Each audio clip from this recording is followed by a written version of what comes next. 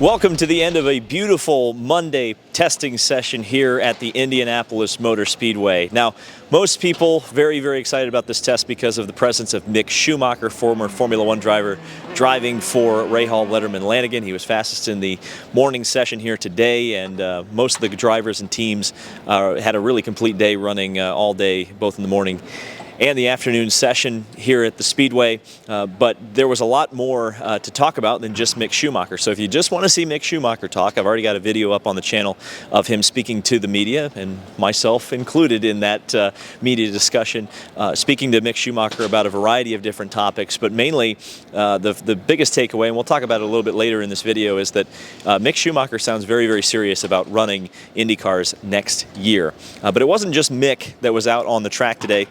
Dennis Hauger, who is already signed for Dale Coyne Racing, was out there. He's the Indy Next champion. He's also brought a technical alliance with Andretti Global to that team, so that's going to be very interesting. We're yet to find out who the second driver for Dale Coyne Racing is going to be. Dale has said a couple of times that they expect to have both drivers confirmed by October. There was a lot of momentum around Romain Grosjean. We're not really sure as of this point whether Grosjean will actually get that seat or not. There's some other very interesting rumors floating around about that second seat, and we'll just have to see who ends up getting test days and who ends up not getting test days and what actually ends up being signed, sealed, and delivered. Caio Collet was driving for AJ Foyt Racing today in the number 4 car. Now we fully expect that Caio is actually going to be signed to that seat very, very soon. That has been one of the open seats that has been a question mark about who might get it, who might not get it. Caio was also the only driver to not speak to the media today, so I found that pretty interesting. But yes, Caio was super impressive at Mid-Ohio, and Foyt brought him back here, and I would think he's going to run a couple more times for them before the off season is over, and then probably an entire season for AJ Foyt Racing. James Rowe, another Indy Next competitor, was here for Juncos Hollinger Racing. Part of that deal, as he told us, was set up by Mike Hull from Chip Ganassi Racing. Lockie Hughes, who is the Andretti reserve driver, and with at least Andretti, the reserve driver does actually get an opportunity to drive the car. He drove the number 98 car, which was crewed by the 27 crew today at the Speedway. Interesting to note with that car, it was branded as TWG, and the Andretti logos are getting smaller and smaller and smaller on the Andretti Global machines. Of course, we mentioned Mick Schumacher testing the number 75 drop light Honda for Rahal Letterman Lanigan. Again, we'll talk about him in much greater detail later on in this video, but Mick was pretty happy. He looks like he's having a good time, and I think a lot of the interested parties in that particular ride are keen on getting him in the seat. Now, there's going to be some complications that we'll talk about a little bit later, but I would not be surprised to see Mick Schumacher as a full-time IndyCar driver next year. And we also had two drivers who are full-time drivers already. Ed Carpenter Racing, both Christian Rasmussen and Alexander Rossi were testing here today. In fact, Ed Carpenter Racing is the reason that this test happened in the first place. They were the team that first rented out the track that all the other teams bought into. And we wanted to ask the question, why did Ed Carpenter Racing feel it was important to test here? Alexander Rossi and Christian Rasmussen gave us the answers. I mean, every day that you get is important, right? They're so limited in this championship, so we had the option to go here, Mid-Ohio or Laguna, and we just felt that from a weather perspective and being the most representative and the most opportunity to learn stuff would be here.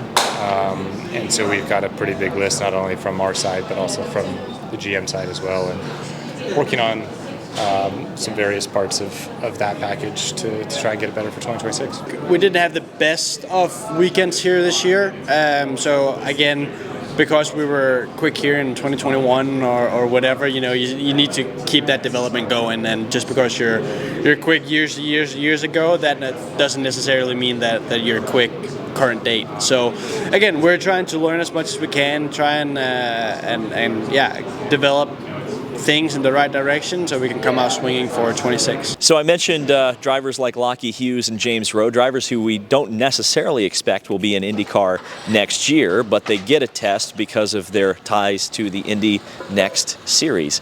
And so you don't just get to drive an IndyCar and just say, hey, I got to drive an IndyCar. You have responsibilities to your team. The team expects that you're not just going to learn how to drive an IndyCar, but you're going to hit targets that will help the team in next year's series. And so we asked both Lockie and James about that responsibility. Yeah, I mean, for sure, we have a lot of, a lot of stuff the team want to get through and try. So, this test is obviously very important.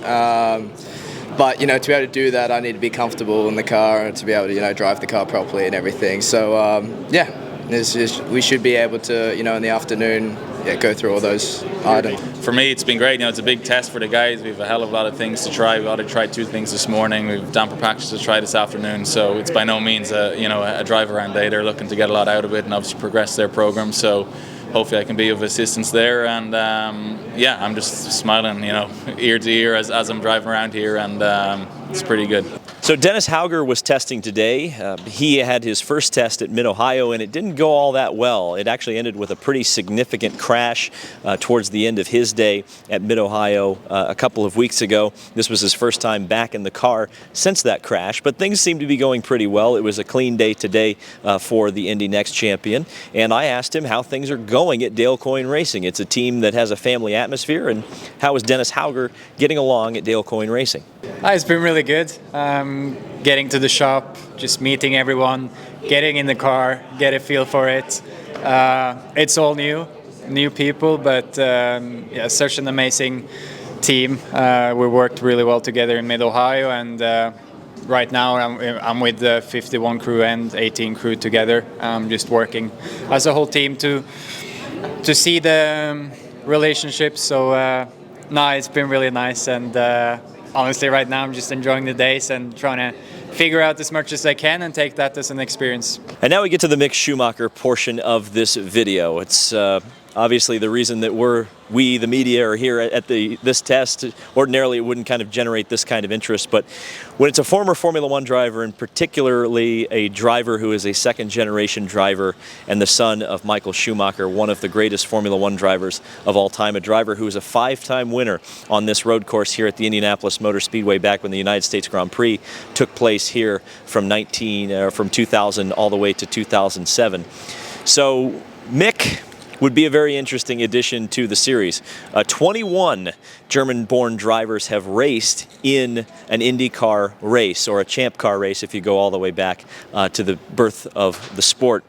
Some interesting names I saw in those 21, and some names that you might not even realize raced in IndyCar racing. Timo Glock, Lucas Luhr, Andre Lauderer, and Arnd Meyer was one of the more recent ones. Certainly he's kind of become a meme of the people, or by the people who follow the kart series in the late 90s. Germany has produced exactly one championship car or IndyCar winner.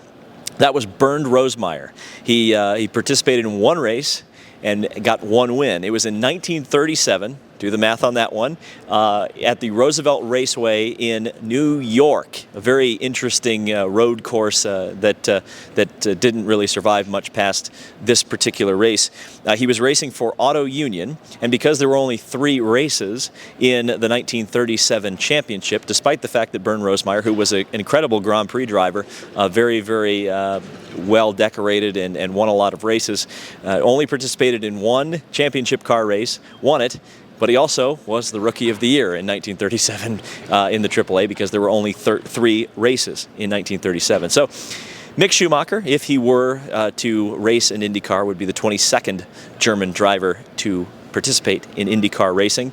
And I wanted to ask him, what is it going to take to become an IndyCar driver? Because obviously we know there's some complications with what will the third Rahal seat look like next year? Is there another option that Mick could go and drive? And so here's what he had to say when I asked him, what's it going to take for you to be an IndyCar driver next year? If it's fun. I think that's about it. Like, essentially, to me, it's I want to enjoy what I do. I want to enjoy racing, and to do that, I want to find where I feel the most at home. Not saying that Europe or WEC or any of those other championships aren't that. It's just that I feel like maybe, racing in a single-seater is always what I wanted to do, and therefore I think IndyCar comes the closest to to what I can still race, because F2 I can't go back there. I've obviously won the championship, so yeah, IndyCar might be a good option.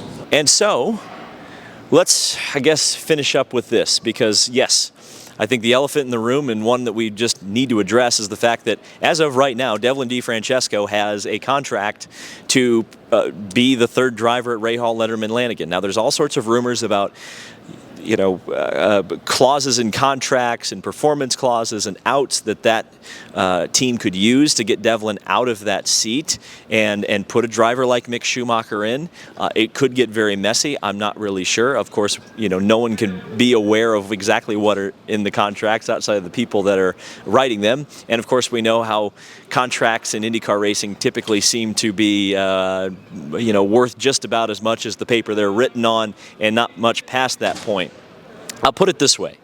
I think a lot of the stakeholders in that particular team, the sponsors, the engine manufacturer, the team itself, I think is keen on having Mick Schumacher driving that car next year.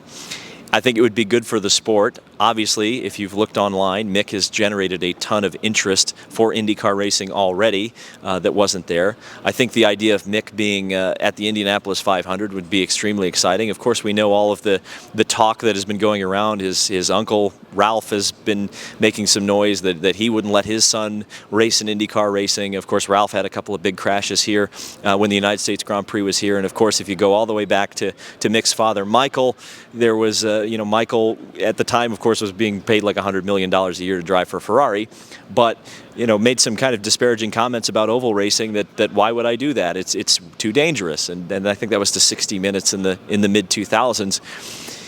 But times have changed, and if you want a single-seater ride, which Mick Schumacher, of course, does, a pretty good place to do it is IndyCar racing.